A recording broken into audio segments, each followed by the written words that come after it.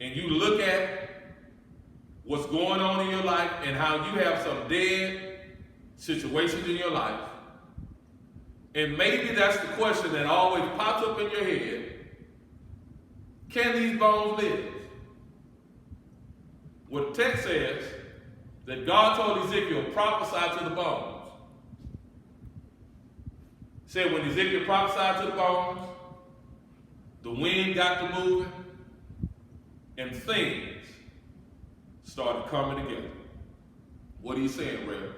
All I'm saying to you tonight is that whatever dead situation you're facing, God has a word for that dead situation, and when He gives you that word, you need to apply the word of God to that dead area of your life. Maybe you have a dead marriage tonight.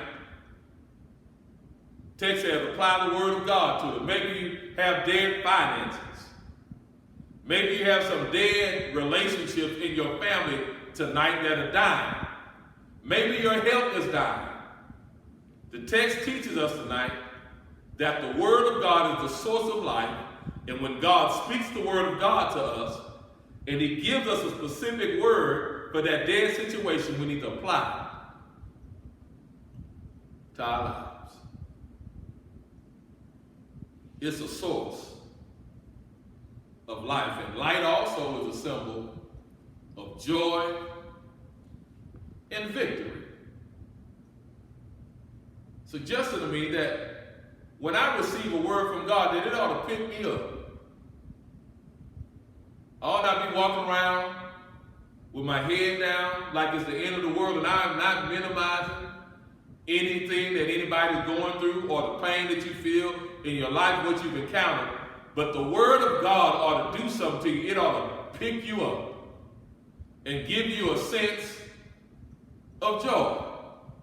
That's why the saints of old used to sing that song, "This joy that I have, the world didn't give it to me, and the world can't take it away." Stop allowing situations in your life to kill your joy. True joy is only found in being connected to God. And so if you're running low on your joy tonight, Paul says, he tells us in Philippians 4, I believe it's verse 4, he says to rejoice in the Lord. He says, again, I say rejoice. Every now and then in our lives, we start running on joy, running low on joy. And we need God to rejoin us. And that's what somebody is tonight.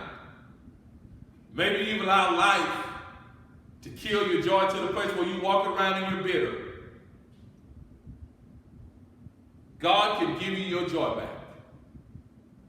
But it starts with the word of God. You ought to walk around with a smile on your face. You ought to walk around with a good attitude. Stop being so negative, pessimistic,